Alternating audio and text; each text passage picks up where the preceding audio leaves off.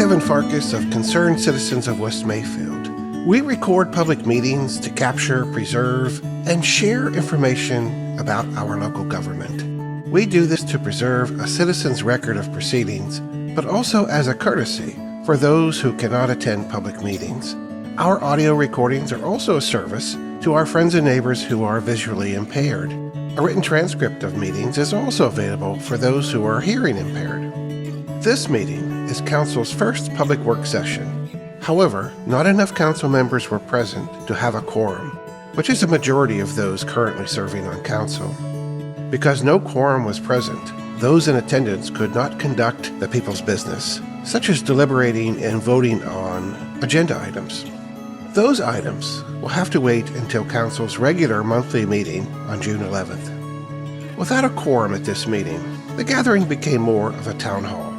Conversations were informal, and everyone had a chance to voice their opinions at length and discuss a wide range of issues and concerns facing our community. This meeting lasted more than 3 hours.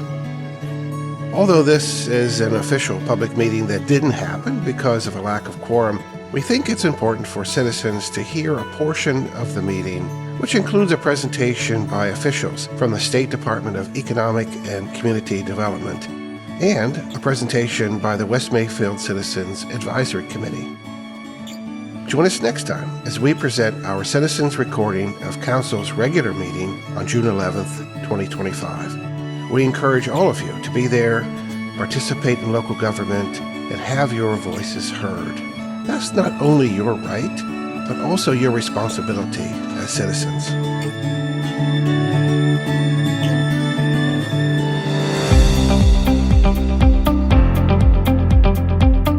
Well, go ahead and call meeting to order. All right, listen up. We're going to call this meeting to order. Stand up for the Pledge of Allegiance.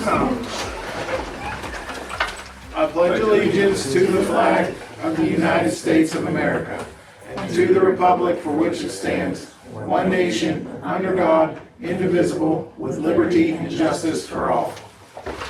Okay. I guess we need a roll call. Is this that kind of an official meeting like that? Kinda.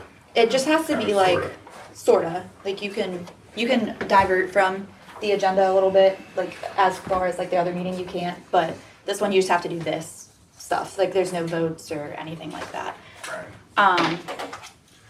Okay, so Bill Heaton, not here, Candace France, not here, Bob Tate, Here. Justice Witcher, Here. Justin Witcher, Jake Tate, Here. Ryan Soyson is absent, Mayor? Here. Thank you. Alright, so we start with citizens. So whoever, I know you guys, CAC and then DC. Did you want to say anything? And Bob? No. So wherever you guys want to do, whoever wants to go first. You can go ahead. Oh, okay. So good evening, everybody. Good to see you guys again. So when I was last here, I did a presentation for Strategic Management Planning Program grant, which is also the acronym STAMP grant. And it's a multi-phase grant. The first phase takes a deep dive into the financial backgrounds of the communities, which includes audits, operational management, emergency plan if at all necessary, and you come away with a 5-year projection of plans and recommendations for your community. At the end of phase 1, the subsequent phases after that are the implementation phases, where the recommendations made in phase 1 become projects, and projects become fundable, or become eligible for funding, I should say. And we also, like I said, have a peer support, peer technical support program also, where if you wanted, or if you needed any kind of mentoring or support with any kind of management issues or financial issues, we have professionals who can come in, which will be free to you, and they will come in and they can help with any such issues. Not that you guys need it, but in my region, and I cover about 9 counties, I have right now 5 city and or borough managers who are leaving in January of next year. And that transition is gonna be, pretty rough road.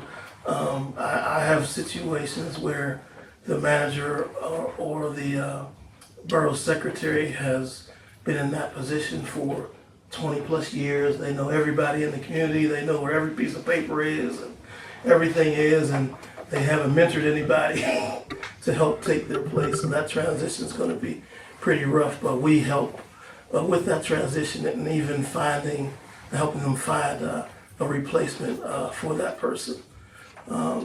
There is also one thing I didn't mention last time I was here was a local government academy does a financial health assessment, which is the same as the first phase. I talked about the first 6 steps of the financial deep background into the community and operations management, including audits and emergency plans if necessary. They just don't have the implementation phase. It stops with just a deep dive into finances. They do have recommendations, but we have to go another route and be creative to see if we can make them fundable projects, so to speak. And also, I brought Stephanie Edwards with me tonight. She's actually a planner. I think I explained we're all called local policy specialists within DCD, and we have some on the planning side and some on the emergency medical services side who do police, fire, and ambulance. Like I said, I'm kind of in the middle. I kind of do concentrate on the finances and the financial solvency of communities and government capacity and those kind of things. Well, she is the planner. She's the road fixer, the zoning person, the comp plan person, and all that good stuff. But we work together. I think between the two of us, we could, if you want to go in that direction, we could assist you with some things that I think might be helpful to your community. Like I said, I'm not a watchdog. We're not watchdogs for the state. I want to, we don't have any punitive authority. We're certainly not attorneys. But it's our job to partner with the communities that we serve, and we try to offer tools to try to help you in whatever situation you're in. We don't make any decisions. We just give you the information. You ultimately make the decisions. You vote on it. But we believe in total transparency. So most of what we do, we do in public meetings and those kind of things. So if you wanted to go the route of the stamp and pursue that as a grant, I think, I don't know if I shared it with you, but one of the first things you would need to do would be to pass a resolution stating that that's the direction you wanted to go. If you want to go the direction of just having a financial health assessment and getting that, you just need to, you initiate that with letter of intent. And I could, send emails on both of those things. I think one of the things I stated before was there has to be a point of contact person, in the community, because that's one of the reasons why grants fail. Because there's no consistent point of contact person who we can exchange emails and information with and go back and forth with. You have to have that point. It doesn't have to be a council person. It certainly doesn't have to be, but it can be. It's whomever you guys choose in community to be that person, that point of contact person. Do you guys have a borough secretary? That's me. Okay, are you full-time or part-time? Full-time, I guess. Full-time, Yeah, okay. technically, all the time. Okay. George, my question is, hello everyone, like George said, my name's Stephanie Edwards. George and I work together. He works on the financial side, I work on the planning side of things with municipalities. So we work with different grant programs, but at the end of the day, we work together to help municipalities and try and meet their needs, whatever that may be.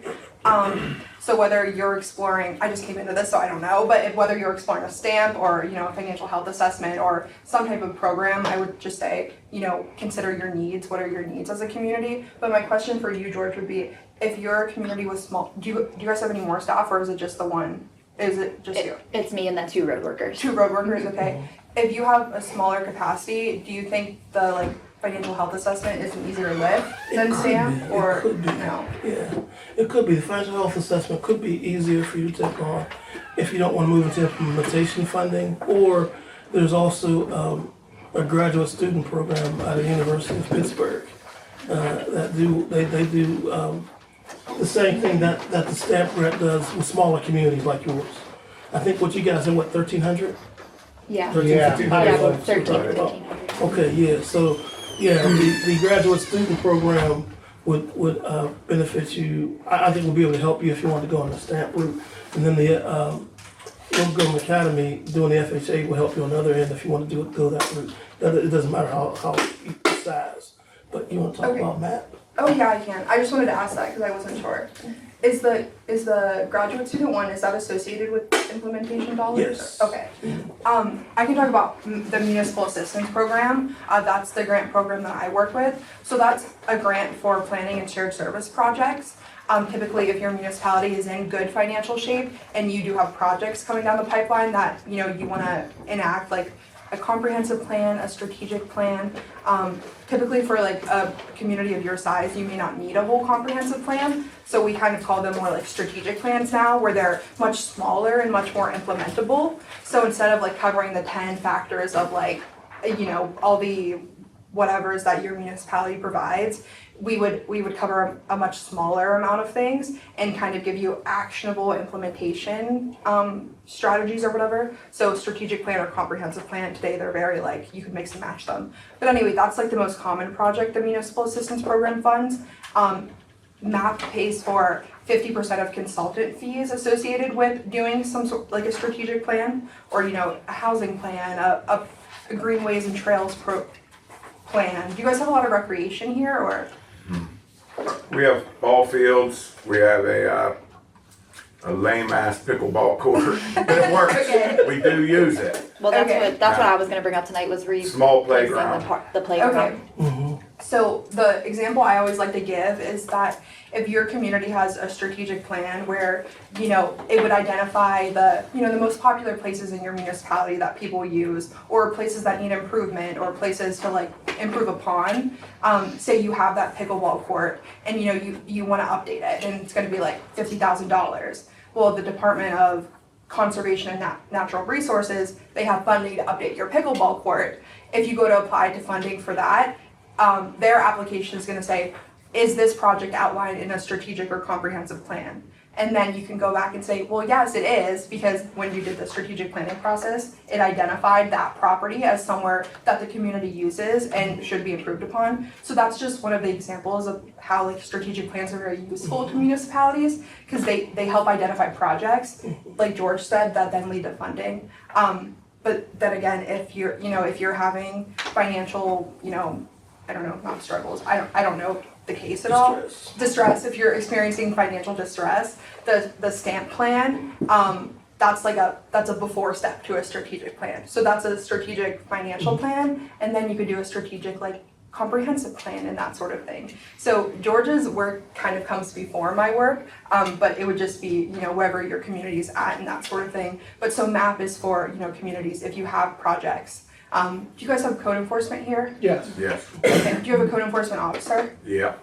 Okay, is it you? Okay. So I don't know if you're capped out or very busy or whatever your situation is. But an example of like a shared service project would be like if you're working with, you know, say do you guys share any services with like your municipal neighbors or anything like that? No. We sub our police and fire out to another, Okay. but we pay them. Okay. What municipality is that? Beaver Falls. Beaver Falls. City. Okay. Do you guys interact with the city at all aside from that, or no? Not really. Not really, I don't think. Once a month when we pay their salaries. Okay. Okay. Anyway, so the biggest example in Western Pennsylvania that I use is like code enforcement. Say you really need code enforcement, but you don't have the money for a full-time officer, and you know you can't find someone. Municipalities can come together and create a shared code enforcement position, and then you would apply to MAP for funding, and it will pay that salary at a tiered rate over like 3 years, and then eventually like you would take on that salary as your own. But that's an example of a shared service service project that people can apply to MAP for. There are lots of different projects you can do and that sort of thing, but MAP is really to assist municipalities, and we really encourage multi-municipal work. So just talking with your neighbors, having that open conversation, that sort of thing. Because with all the municipalities we have in Western Pennsylvania, working together really is the answer for stability a lot of times. George, would you agree? It's the buzzword that gets your application Yeah. put to the top of the totem pole. Yes, we You love have shared yeah. services in the The application. thing is though, you're saying that's only good for like 3 years and then we're on our own. Yeah, So really, it's just a temporary fix, and yeah. Well, we're that's still back to, we don't have the money to hire somebody full-time. Yeah, so that's why the shared service projects, those are like future examples of, you know, if your municipality, like you worked on becoming very financially like solvent and like you had that strategic plan and you were building yourselves up and you're where you want to be and you're getting, you're getting more stable, and then like, okay, now we're at the point where we can do this position, and then state funding can kind of assist you while you get it started, and then it's like, you're still implementing your plan, you're doing great, and then eventually the hope is like, you do so great that you don't need our money anymore, that you can keep doing it. So those are like very down the pipeline projects for most municipalities, but I just like to give that example because a lot of times people ask, what is a shared service project? Yeah. So that's why most of the work I do is with planning, strategic planning and that sort of thing. Yeah, the thing is, you want to get things that are going to be in the recommendation phase. So that's the important thing. If you want to go that route, if you want to go either route, MAP or STAMP or the graduate, FHA, the financial health assessment. Recommendations create projects, and projects create funding. If it's in the recommendations, then there's a better chance it's going to be a project and you're going to be able to get state money to help you fund it. If it's not in the recommendation, then there's a less than better chance that it's going to be a project and you're going to be able to get funding. Like, for instance, let's say if you wanted to codify your ordinances, that kind of thing. That's kind of a typical type of project. Well, if you were going through the grant that I managed, the STAMP grant, the consultant, and you guys hire the consultant to give you a list of consultants who know the parameters of the STAMP eligibilities criteria. But you guys hire the consultant, and I tell communities, if you go that route, because you hired them, you direct them to what projects you want them to look at. So if codification of ordinances is something you want to look at, you tell them that. So at the end, you remember that booklet I showed you I passed around before, that nice little booklet that has 6 steps in it. One of those recommendations out of the 78 or 100 recommendations they have, one of them should say codification of ordinances. And that way you're going to be able to get some funding to complete that as a project. So that's kind of the way that works. Does this make sense? It does. Yeah, but our problem is we don't have enough money. Gotcha. What did we put for roads this year? 30,000 to start, and then I think it went up to 50. Whatever it is, we can't even get people to come out and bid because we don't have enough money. Our streets are horrible, Okay. but I mean, so we definitely can't afford Well, we have, here's our issue. We have enough money.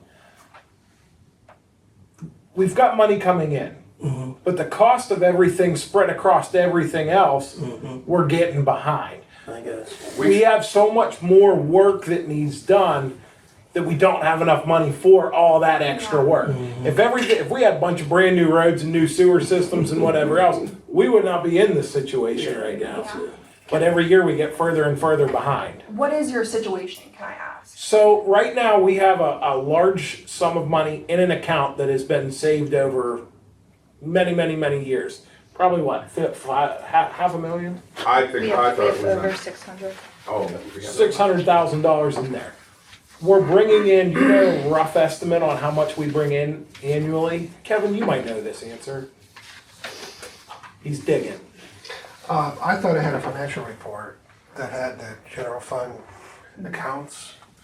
I mean, I have it online, but That's okay. I can pull it up too.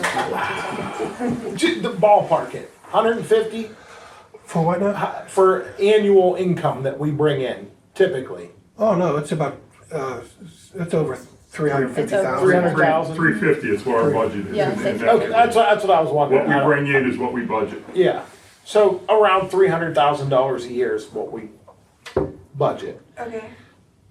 All of our equipment is, I think everything is, so what, we had a state representative that granted us all kinds of stuff back in 2007. Since 2007, we've collected dust. That's where we're at. Everything that we have is old, everything's wore out, and we know it's coming. Like, we know we're gonna have to start replacing trucks. Yeah. We know we're gonna have to start replacing backhoes and skid steers. And that's what's eating us alive right now too. The maintenance bills alone are killing us. Yeah. I got a truck in the shop right now with potentially $10,000 worth of work that needs done. And that wasn't planned for. So we're trying to play catch up right now, and it's getting tough. Yeah. Can I ask about like shared services? Like, have you explored like sharing equipment or anything like that, or no? Is that We not did, an option? we were. I would say about 10 years ago, we were working with the city of Beaver Falls. Okay. And then when new people get brought on board down there, they got a new mayor, they got this, they got that, a new city person, and then everything stopped. Mm-hmm. So it kind of creates, I don't want to say bad blood because we all do get along still, but the issue that we have is we need them more than they need us. So now we're wearing their equipment out, and I can see their side of things. And then our next door neighbor, White Township, they're in worse shape than we are. So we're not really doing a whole lot with them. What we give them in police and fire, don't they take like 60 or 70% of our budget? Oh yeah, most of our budget goes to them. It's 200, Just for fire and police. 160 or $80,000. Okay. Now, can I ask what you're doing with that money in the bank? What are you saving it for? Well, so the annual budget, we budget the money that we get in. So at the end of the year, if we save $30,000-$40,000, that money goes right into the savings again. It's hard. I don't think we can probably budget the money that's in there. Well, the problem is though, we've got a very old sewer system too. The one year we had a sewer collapse, and I can't remember, that was a It was big, over it was $100,000. 20 some feet deep, and it was a huge bill. We can't be spending this money, and then down the road, it's like, Have hey, another one of those $100,000 collapses. Yeah. It's there in case of an emergency type deal. It's also there, other municipalities have to float a budget loan at the start of their fiscal year. They don't have the money in the bank to pay the bills until the taxes come in. That's one fortunate thing. The borough doesn't carry a debt that way. Right. But you know, at the end of last year, during the budget process, I crunched a ton of numbers. And according to the municipal auditor's recommendation of the amount of cushion that you should have, we are really good. 2-3 months of operating expenses, right? We are, I have a graph there somewhere, but we are actually really good. So to the point, do we have money to do stuff? Yes, we do. Do we have the will to do it? I don't think so. And there's nothing wrong with being cautious, obviously, right? Being prudent. But I think if you really ran the numbers and you really looked at what could be spent, I think we're leaving money on the table. We're too shy, too conservative, I would say, right? I mean, this is what the numbers are telling me, right? So, you know, and then also when you look at our whole budgeting process, I mean, this is actually really related. We don't know a lot of what we're over budgeting for or under budgeting for because we have a budgeting process that does not consider actuals, right? By and large, it's a typical, and it's probably not atypical, but it's, you know, it's probably done a lot. Hey, what did we spend last year? We spent this, well, let's add 3% this year, as opposed to looking at 5 years of actuals and saying, well, no, we don't need to budget 3% because we're good on holding. You know, I mean, it's just. Well, and I think we still have that conversation though. There's times Not where even. we have. Well, there's no actuals laid out here for previous years. I've never seen them, Jake. I mean, if you really want to get down to this, you don't know the trend line and I've done a lot of that, and I posted a lot of that, the trend lines for various budget line items. And a lot of that, you're overshooting, you're over budgeting. And you have more in your reserve, of course. Yeah. But when you talk about, well, we can't do anything, no, you can do stuff if you have a more accurate financial picture, which you do not have right now with the budget process. You just don't. Yeah, well, and another part of the problem that we have is a lot of the council members are either new or quit or have no clue what they're doing. Fair, I mean, that's simple enough. We're not politicians. We are not politicians. So when I got on here, same thing. We have a bunch of broke down stuff back here, and we have a lot of problems with the streets. So are you gonna hire some guy that's a career politician to tell the guys how to get all this stuff done that has no clue what he's doing? Or are you gonna hire the guy that knows how to get the stuff done on the streets, or has the contact list to contact 15, 20 different companies for tires per se? You know, those little things. So that's kind of why we're screwed up. Yeah, I'm George. Yeah, I'm not, you know, we're not, I don't want to give the perception that we're coming in and saying, hey, spend. You know, we're coming in and saying, we have some tools that can give you a plan. And that's what we need. That's what we need. We have tools. That's what I said. We don't decide at the end of the day. We just give you tools and information. You do with the information what you want to do with it. But at least the information will give you a plan. And it'll give you, like Kevin said, some actuals, you know, some numbers that say, you know, this is what you have, this is what you can do, and it'll give you a projection. But at least you have a plan. Well, here's to give you an example. He's going to ask a question. So in budgeting, there's a very, I'm sorry, what? I think he's going to ask a question. Oh. Well, I was just gonna say, so you help us get the grants, or you just show us where to. It depends what you want to do. If you want to engage in one of our programs, we would then help. Yeah. We would be the person in contact helping enact that program for you. Yeah, we can help you. We can help take you through the application process. And these grants, are these free money, or are these half? Grants are never free. That's what I figured. Yeah, that's not. So, Yeah, that's what so I'm saying. you have to pay half back, or how do these usually It work? depends on the It situation. it Depends on the depends. Usually it's a 50% match of whatever you're asking for. You're required to put up at least 50%. If in on one of the grants that we manage, if you can produce a financial hardship, it can be reduced to as low as 10%. What about the FHA And FHA is totally free. and what about the GISPIA stamp? How much is that? That's totally free. Okay. So two So- of the four things we talked about are free of cost to your municipality. At this point, do we try and make a plan of what we really want and need, like Yeah. say roads, Exactly. stuff for the playground? Yeah, you guys need to We sit make a down and list. prioritize what do we want to do first, second, third, fourth, fifth. You know, the 5 most important things that you guys want. And this is the part of my job that I like the most, because what you're actually doing is you're creating a vision for your community, and we get to help you make it come to fruition. You know, I think that's a pretty cool process. Yeah. So Now- by prioritizing what you guys actually want your community, or what projects you want your community to engage in, what you want, you're actually writing a vision for your community. So the next step would be for you guys to sit down and prioritize what projects you want to tackle that are most important to you. Do you deal with people like organizations like Pirates and them, where they give out grants and stuff? Do you work with any of that stuff? I don't work with them, no, but I certainly could lead you to apply for some other additional grants other than the ones that we have. 'Cause it's going to take some work. I'm not going to kid you. It's I'm going to take sure. some work. And the point of contact person, whoever you guys choose, whether it be 1 or 2 folks, they're going to do some work. You know, we're going to do some work. I'm not going to leave you stranded. You know, neither is Stephanie. But it does require some work. Sure. Now, Roll what your does sleeves and got to work. what? I know you say a lot of this stuff is free to us. What is not free to us? Like, what's this going to cost us?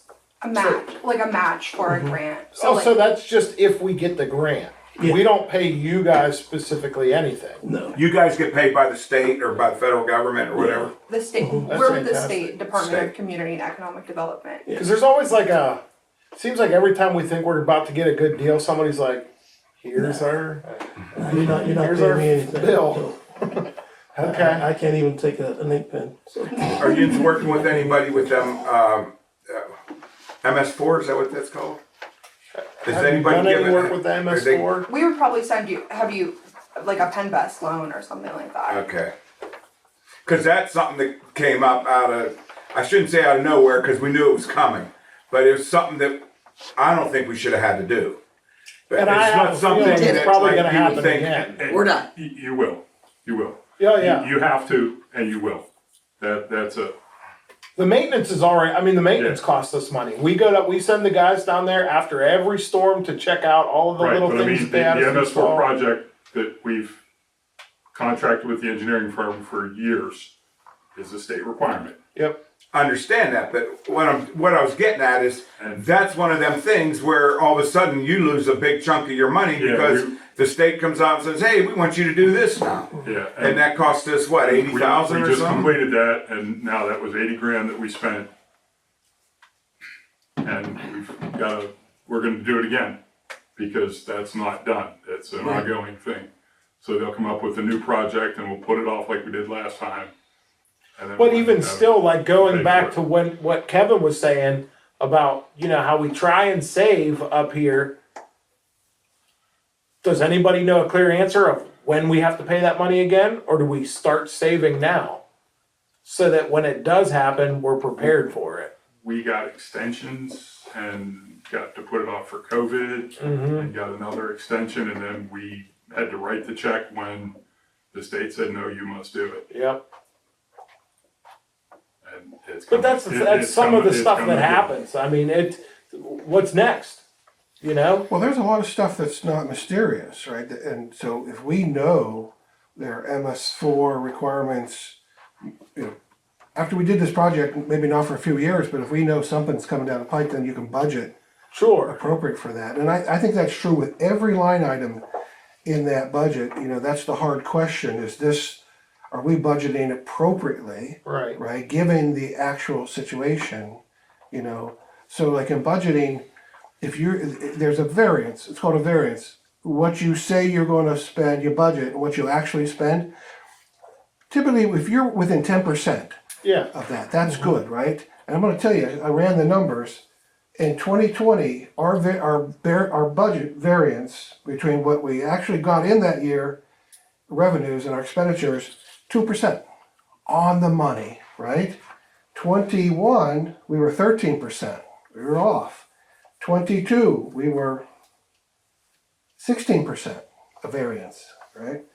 And 23, we were 39%, 3 times. We saved a bunch of money that year. And 24, 37% off. And I estimated that 25, this could be way off. My estimate was 59% budget Well, variance. and there's problems with that too. I know where some of these problems were. There was no maintenance being done that year.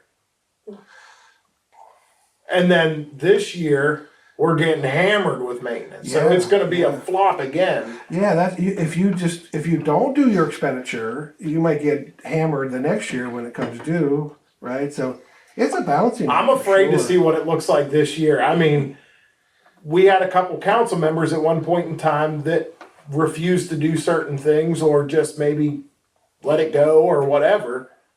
And now that they're gone and you've got proactive people, it's costing money. So sometimes it's good to be proactive, and I guess in this case, it's. I You don't know guys what's got gonna a happen. change in council from the last time I was here, right? You had Yeah, we had some another changes. change, yeah. What, 2 So or 3 he's seats new. changed? And we got another person. So we had one person leave.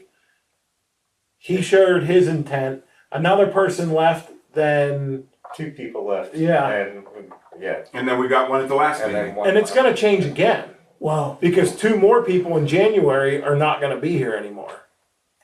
Well, I would just say that my coworker Molly and I talked about this yesterday. Because local government, we have so much like change and stuff like that. That's like the benefit to having things documented in some sort of plan, whether it be like a stamp Yeah, plan sure. or a comp plan or a strategic plan. That way, like, say you guys have a really good idea for say you're gonna get a grant and spend that money on a pickleball court, you have to put some money down for it, because, you know, it's gonna bring tons of people here. If you're all gone in 2 years, maybe the next people don't want that pickleball court, but if you have it documented in a plan that we got community input and we had the smart people do the smart people research, and like this is where we plan to spend that money, that's then your justification for like continuing those projects on. Like, that is the last I will say. Oh, keep I'm sorry, talking. I don't wanna take over, that's the last I'll say. Trust me. Like Jake said, You're I'm fine, I'm you're fine. literally brand new here. Yeah. So like, what does it look like for our council, like next steps and like actually action items if we wanted to like pursue something like this? Like I said, sit down with one another and you know, as long as you have a quorum. Yeah, but you don't have to take a vote on it, but prioritize the projects that you want to tackle. I'd say top 5. You know, top 5 projects you want to prioritize. Yeah, if we all put together our top 5 and set them down on the table, discuss it, and then get that over to these guys. Yeah. And then you would be able to like tell, hey, we do a 50% match or 25 Well, or we something. would be like able to give you more information and possible direction on how to develop a plan to get those. You know, we wouldn't necessarily talk dollars and cents at that point just yet. What we would be talking about a plan. You know, so yeah, don't worry about dollars and cents just yet. You know, we're talking about visions right now. Yep. Yeah, you guys come to consensus on your vision, and then like we can look at the tools in our toolbox and see like, okay, what program would help you out the most, if that makes sense. Would you say that's accurate, George? Yeah.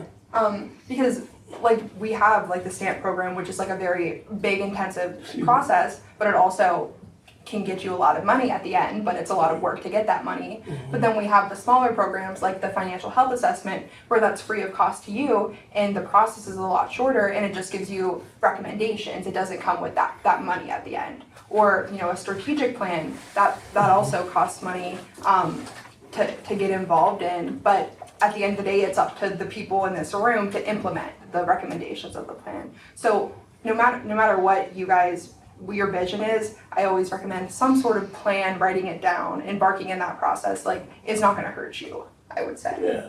Yeah, get the vision together and let us worry about the plan. You do the vision. Sounds good to me. Thank you. And I can't remember the secretary. What is your name? Jenna White. What is it again? Jenna White. Jenna. Mm-hmm. I started to say Jenna. Jenna. That's okay. Do you have a card, Jenna? by the way? No, but I can email you. I have your That email. wasn't in the budget.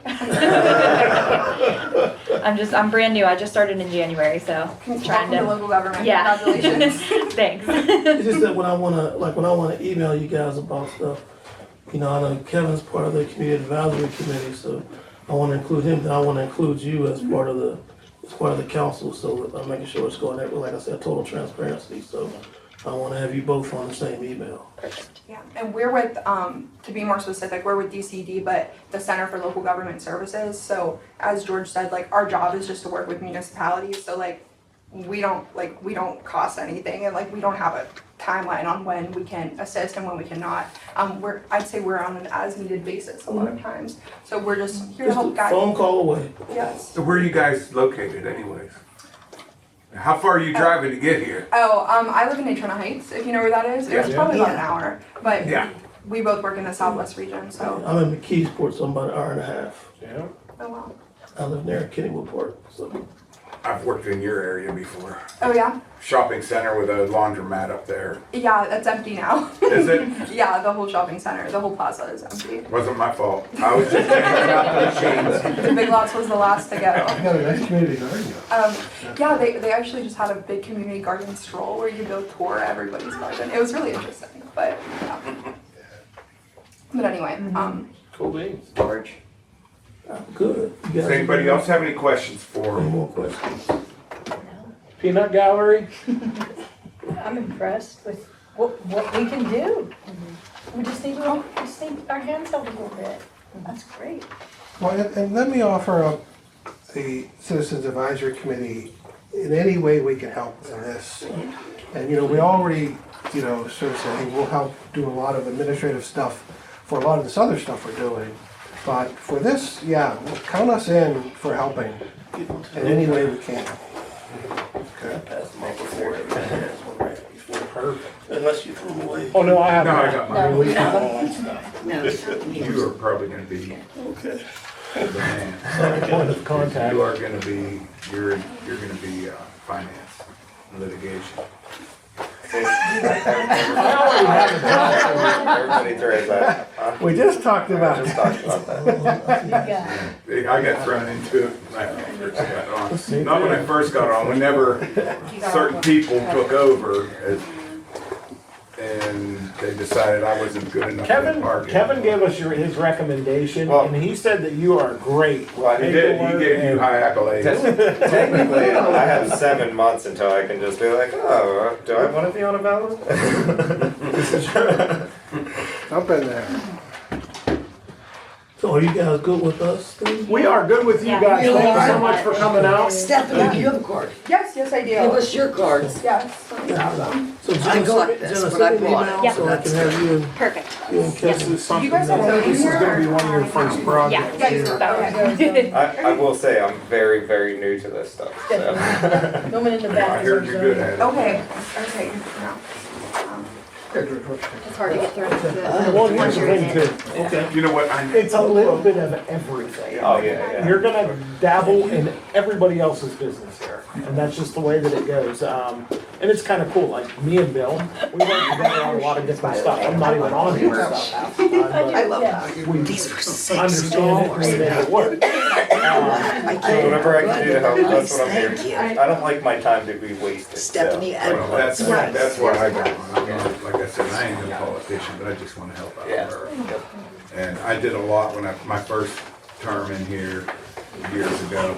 I did a lot with the parks, worked with the guys to get the fields back in shape and, It's called a got water bag. help from Home Depot. I built that, covered bridge with a lot of guys that helped me.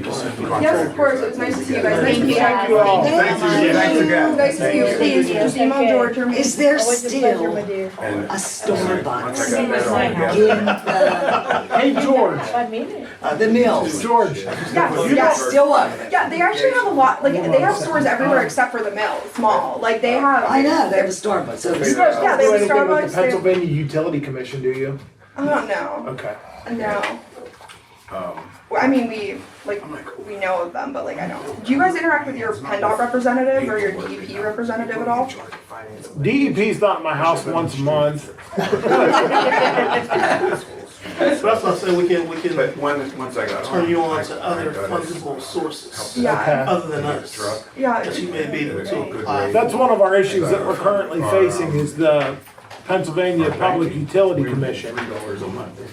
Okay. Yeah. Okay. I don't know, they're not helping us, they're not saving us money, they're costing us money. Yeah. But now this is gonna be a big thing here. We work with these guys. Awesome, well, thank you guys. Okay, thanks guys. Have a good night. You have the floor. Let's go on the road. All right, thanks. Who's up Safe next? travels. Kevin's up Thank you. next. Like I said, whatever I That can. can go back in there. I use that when they sign. Put it back. I run a managed service provider, so like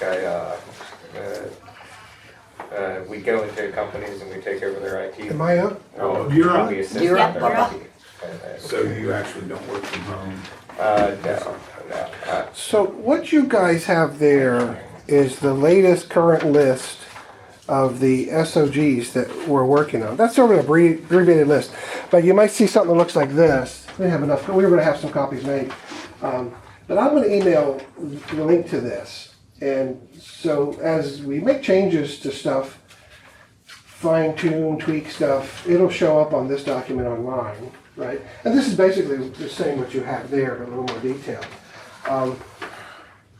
So you see, there is a lot of stuff, probably more stuff, pieces, parts than we ever thought, right? Yeah. Going on here. Some of this stuff is just like, oh, budget process. Okay, so that's kind of evident, right? But there's stuff that has been popping up as we go through our meetings and stuff. That's like, oh, we need a plan for that sort of thing, right? So this is a growing list, and I don't think it's the final list. I mean, I think things could be combined, or maybe even separated out in some cases. But So we have the office of the mayor. Just today, for example, someone was talking about solicitation in the borough. And apparently there was some kids going around, young ladies, I guess, doing some religious stuff, whatever. So people were saying, call the police or do this, right? Well, you know, my reaction to that was to post a thing about the ordinance that we have and how the ordinance does not mention that, you know, if you were doing religious, political, or nonprofit soliciting, you don't need a permit, right? Nothing But our with ordinances, religion, you cannot. ordinances are from '68 or something, long old, but they don't mention that, right? So mayor, if you have an SOG about solicitation permits, right? That could be something that's spelled out, right? And we could also work on fixing that solicitation ordinance that we have, updating it, right? Short of a whole recodification, right? Because I did a quick search of a lot of municipalities around, and they actually do mention in their, the Supreme Court held that, you know, you can't require religious canvassers stuff to get a permit. You can ask, right?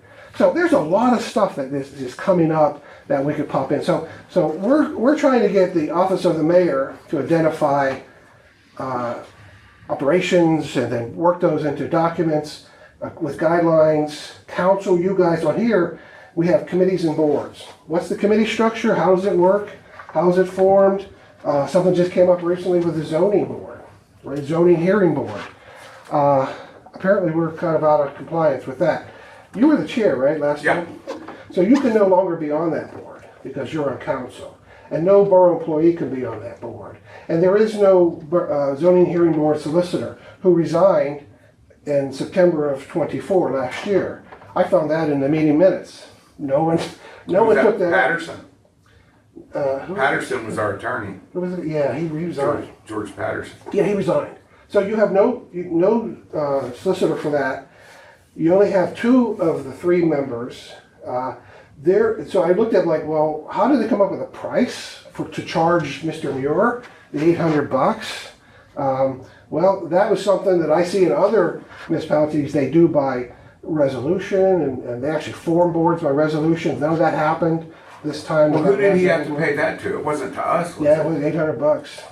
Yeah, and it was Mr. Busek who said, well, I looked around and some municipalities are charging this, they're charging that. I think 800 would be a good thing.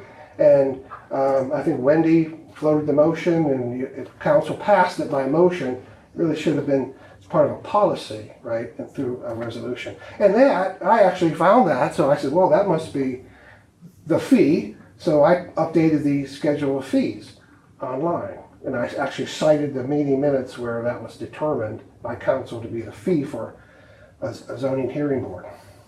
So there's Just so that zoning hearing board, I was sworn in as the officer for that, because if he got on as elected, I was the alternative. there's no record of that. I'm just telling you, it was done. Yeah, I don't deny that. But No, but I'm just saying, it was done by yeah. the meeting things, I had to get sworn in. Well, you couldn't be on that board because you're an employee. You're an employee of the borough. It's citizens. She wasn't. At the time. I She No, wasn't. but even you're saying you were sworn in to the board. Oh, at the time you were a citizen? Yeah. Okay. So, well, there's no Same record with of me. that. That's the crazy. Yeah, you're right. You were. But now, so the question I have about that zoning board, not to belabor this, is I don't know if this is an ad hoc thing. Everything I'm seeing is like, no, this is not ad hoc. Municipality has to have a zoning hearing board in place. Beaver Falls has this in place. Many others do. They even list their attorney. In fact, Joe Busek's the attorney for Beaver Falls' hearing board, zoning hearing board. So I don't know the answer to that question, but I think it's that it has to be in place at all times. But I don't know. That's a question. Joe could probably have one. I'm getting hold of him. So ordinances, resolutions, right? How does that whole process work? For years and years and years, resolutions were actually hardly done, according to what I see in the record. But they were done. But they weren't posted. They weren't made available. So there were things like the schedule of fees for the permitting of some of the building stuff that was in a resolution. But where the hell was that resolution? No one knew, right? So a system here that might call for putting all ordinances and resolutions online so everybody can have access to that, right? So resolutions are important because they're basically the expressions of the will of council or an administrative determination or a policy position. Well, does he have the same stuff you have? Mm-hmm. Okay, so the numbers are there. What are you talking about, the numbers? Like, I was reading something. You got In the very the back? codes and stuff, right? Yeah. You have all that, right? Well, what I have is on the website. I think you have. And I probably do have everything you have, but there is a lot of stuff that should have been made by resolution, was never made by resolution. There's stuff that was made by resolution that, I don't know where, some box somewhere maybe, I don't know, but we should have that resolution made public, right? So moving forward, right, I think it's always important to just, let's talk about moving forward here. So when we make resolutions about stuff, those resolutions should be handled a little more formally, like, you know, I gave you all the legislative memos that we give you. At the end, there's a proposed resolution. That's how that stuff should be. Every other municipality does it that way, right? So instead of just through simple Everyone motion. except us. Everyone except us for a lot of things. Probably because we're not politicians. Well, you know, I mean, this is a learning curve for everybody involved here. Okay, does it have to be proposed at a meeting? Well, no, For a resolution. what I'm pointing out here, a resolution? Yeah. Like, just in general? Right. Well, I mean, like any business, you know, on the table, whether it's an ordinance or a resolution or a simple motion, they all do things differently, handle differently, right? But what I'm saying here, that we really should have an SOG about ordinances and resolutions, because here's the test case. Jenna knew, right? We've had conversations where Jenna didn't know certain things. She knew certain things from Pat, obviously, but there are some things she didn't know. You're new, right? Candace will be new. Come next year, we might have new people, right? How the hell do they know how to handle ordinances and resolutions, right? This little document could help. Now, do you have the fees online yet for like? Yeah, schedule fees, yeah. Okay. Yeah, everything that I You know. have it at like 1% of the cost of Building. the building, whatever you're building. Yeah, everything that was in the Because I ordinances. just started charging that. Alterations and repairs is actually 1.25%.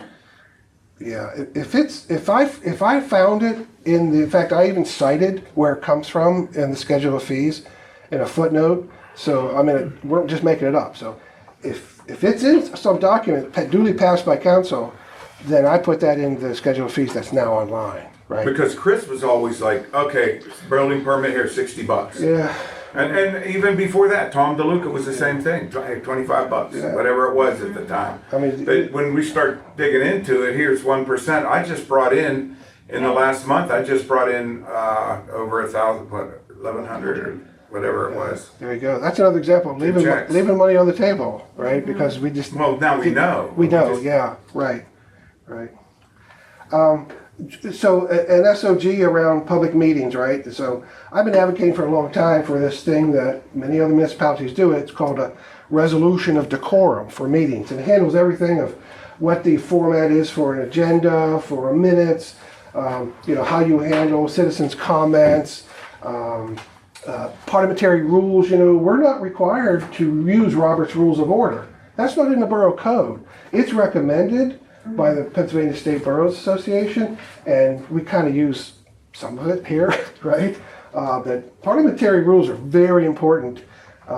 So that would be something that would be into something like this, would then go into this about how public meetings are handled, right? Do you know how to run a meeting? Okay, this SOG would help I'm you. still learning. Right. Yeah, I mean, you know, none of us are bored knowing how to do this crap, right? So it's a learning thing. Municipal records. So now we're into general administration. There's a ton of stuff that's just general administration. Municipal records. How to handle stuff that you need to keep. Like Chief Stowe mentioned that some of those records for buildings have to be kept for the lifetime of the building. Some municipal records, 7 years, then you can chuck them.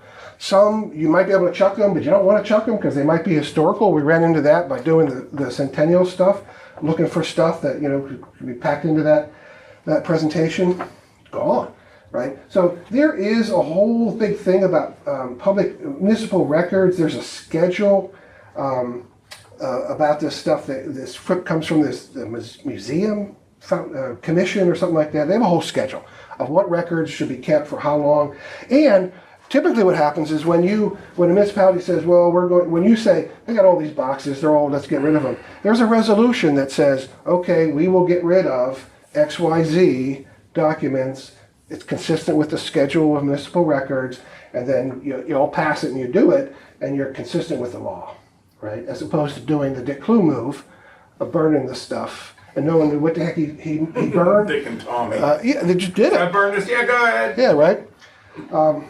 So there's one on the agency open records officer. I'm going to talk about that at our business meeting. A communications policy. Who speaks for the borough? Who has the Let authority? me ask you something real quick. Yeah. You're going to go through every one of these. I'm not. I'm 31 going lines? to skip over some. Okay, because it's going to take a long time. Right. Because we had some other stuff to discuss tonight too. But I want you guys to see the level of detail Yeah. on this stuff, and I really, with the definitions of, you don't see it on there, but on this, the explanation for what this is on this. And then these links are, you can actually click and go to the document in progress online and see, and also contribute. We can't do this alone. You guys need to contribute. I know nothing about zoning, so you guys who know about zoning could contribute. Look, I said I'd be the zoning officer because I've done building all my life. When it comes down to knowing everything about zoning, Well, so we not a zoning officer or a politician. we all know stuff, right? We need to get this guy, Bill Heaton, to give us some sewer gold, right? Because who knows more about sewers than he does? You probably do, Eli. So a lot of the general administration stuff. On parks, we have 2 SOGs right now on parks related to the concessions. Public safety, there's an emergency management. There are 2 SOGs development there. The agreements, the contracts with the police department, the fire department, there should be SOGs on that. And public works. There's a lot of solid waste stuff involved here, it seemed to me. Everything from the trash hauling stuff, the sanitary sewers, the roadside trash removal stuff, fall leaf program we're suggesting, yard waste disposal. And then the Office of Tax Collector and Zoning Office, Code Enforcement Office. I think you guys, I don't know what kind of stuff we could pull out of there. But I think maybe fees. Well, I have here how you handle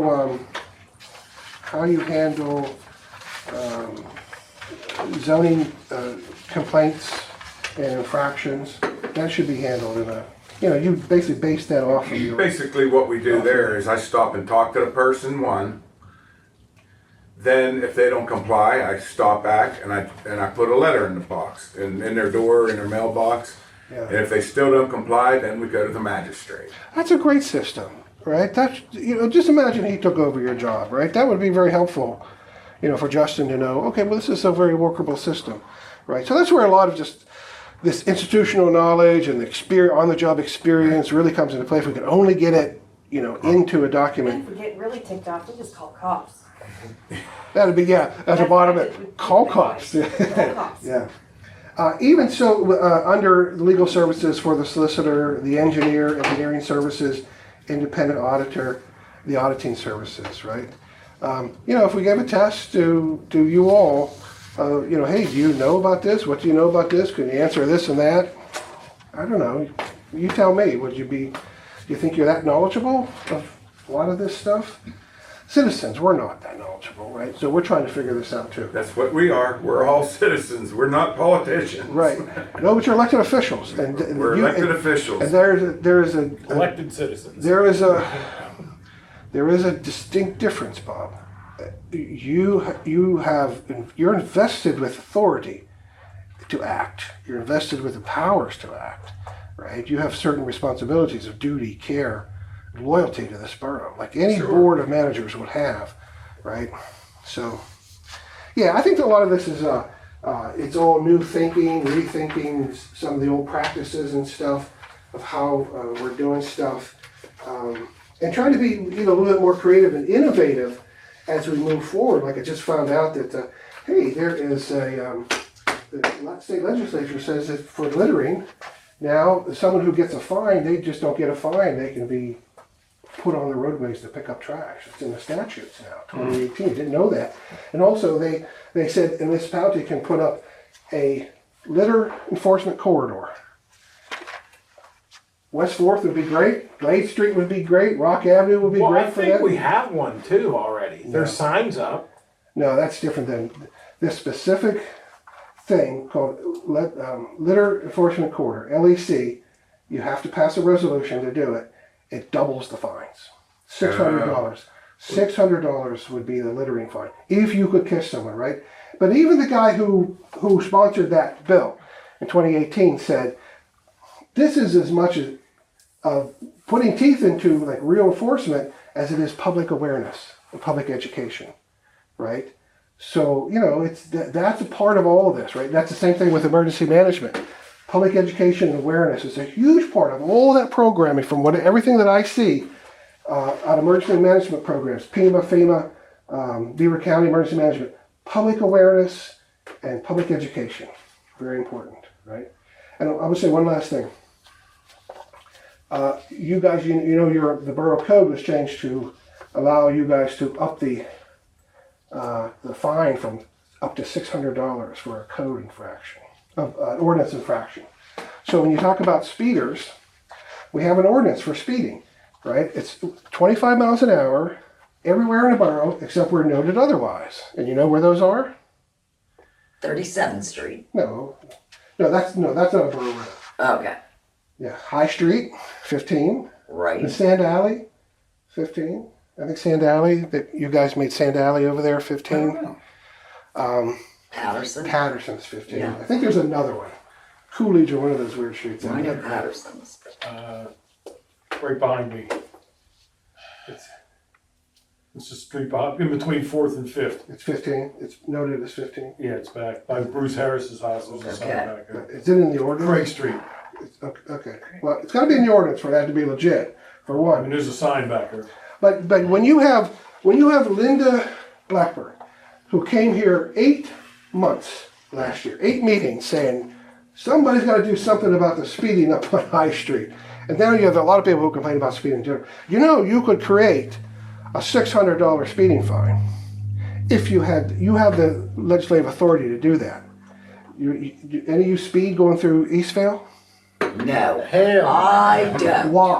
Why? It's because Cops are always sitting there. but years and years ago, they went on that crazy, blitz. They were pulling speeders over day and night, every day, right? Pizza delivery drivers. Right? That stuck. Now that stuff doesn't hold completely, right? Right. But it was a shock and awe approach to speeding in Eastville. If you raised the speed limit here of the fine to $600, and you had Beaver Falls Police, We got to get at Do a least couple 10, drivers. 12 people pulled over though before word well, gets then out. you think you have a problem doing that? No way. I don't know. They haven't been able to stop anybody yet. The downside is, from a law enforcement point of view, they're gonna use the marks on the road, and they're gonna have to use Mm-hmm. the manual thing, and if you go to Dirk and say, hey, this is bullshit, there's a 10-mile-an-hour variance. So you're gonna have to have an extremely high speeder Yeah, oh yeah. that doesn't wanna go to Dirk. And then when Dirk does have to say, yes, you're guilty, then you'll get the $600. Pennsylvania doesn't do radar. Every other state does Oh, radar. yeah, I can talk to you, you're good, you're fast, yeah. whatever. NASCAR, 10 mile Well, and that's what they variance. say. Fast car usually only works anything over 35 miles an hour. Yeah. To And- get somebody speeding at 10 to 15 miles an hour, it's like, Yeah, Well, it's- if you listen to the citizens, they observe people going excessively down the streets. and it stuff wouldn't like hurt that for us to just do it. And if we catch somebody, great. And if we don't, at least we tried something. Well, you need the PD to measure out and put their lines and find a good field of sight and have PD enforce it on a road where there's limited traffic. Don't expect a gravy train of money. yeah, I don't think it's about the money, right? Right, but Yeah. I mean, High Street, I think they sat up there a couple of times when we had all those complaints. Mm-hmm. Yeah. So, It is one tool that we didn't know about until Yeah. recently. It is one tool that is worth trying, and there's plenty of evidence to show that it can be successful. Eastvale, for example, and other municipalities show that that kind of stuff is successful on some level, right? On some levels, that kind of stuff is excessive. Not excessive, but big fines are not that dissuasive to people, right? But I guarantee you, if I got caught, I had to pay $600. I don't think I'd be speeding through West Mayfield. Then you have to put up signs too, probably, huh? Well, that's part of the public education stuff, It right? is. You would have to do And that. at the bottom line is, if you do nothing, nothing will change. So, it's a bit of a mindset. You've got to do something, right? But you have tools as a legislative body. That's where you're not the same as a citizen, Bob. You can compel speeders to pay $600. You and majority of the council can do that. So, anyways, that stuff is going to continue to be put through all this SOG business and legislative agendas and stuff that we're offering up. So, yeah. Well, what's the speed limit on Patterson? 15. It is? Don't you think you'd be quick at picking them up down there too? I feel like Patterson should be up to 25. And then. Well, Patterson's the playgrounds, though. I know. That's why it's 15. But the playgrounds are far enough off of it. That's the idea. Well, and the other problem is every other person that's going down is doing 45, so. Jim Bostick's always bitching about his road. Oh, yeah. I try to do 15 up Patterson. It's difficult. Most vehicles know. today idle at 20.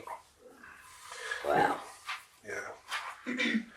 I mean, all this traffic calming stuff, right? There was a place over in Montgomery County, they put in this serpentine. They had this nice straight road that everyone was speeding on. They spent thousands of dollars, a township. Where was that? Someplace in Montgomery County, the other side of the state. They put this, they repainted the line so it did this thing, right? It's Yeah. a legitimate traffic calming thing. The citizens are like, oh, this is bullshit. People are walking their dogs and nearly getting hit by people. And they took it out. And they said, well, we tried it. It I didn't just work. was somewhere where they did that. Road goes this way, then it goes this way, then it goes Yeah. this way, then it goes like it's a big zigzag the whole way through there. I don't remember where I was just at, Yeah. but seriously, I was like, "You gotta be shitting me! I'm not doing that." And I burned straight through all of those lines. Yeah. Like I had a trailer on the back of the truck. I'm not doing that. I mean, nothing is 100% for 100% of the people. Yeah. Right? But in that case, I actually watched the video of that meeting where they rescinded that, and that township's board of supervisors was like, "Damn it, we spent a lot of money, but that didn't work. Well, let's not give up. Yeah. Let's figure out what we could do." Spike strips. Plan B, Plan C, right? Spike strips, right? But that was really fascinating to me that they admitted. Mm-hmm. Well, we tried that, didn't work. Let's regroup and keep at it, right? And so for a lot of this stuff, I think for too long, and I'm just to be blunt about it, for too long, we've had an attitude in the borough here in local government of, we tried that, didn't work. We can't do this. No, you're not going to catch everybody, whatever. You'll never get anywhere with that attitude, right? You can't step in the same stream twice, right? So every time you try something different, it's a different cause. So, okay. Thank you, Kevin.